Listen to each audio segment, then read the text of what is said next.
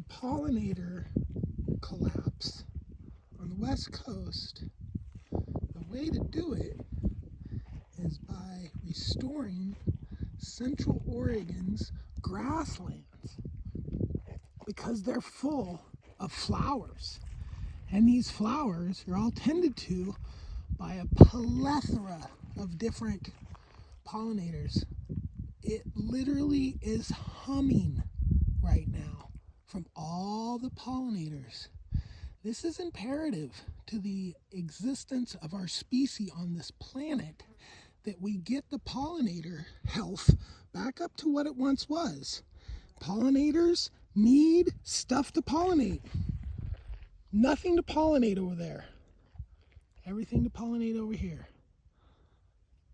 Share and subscribe.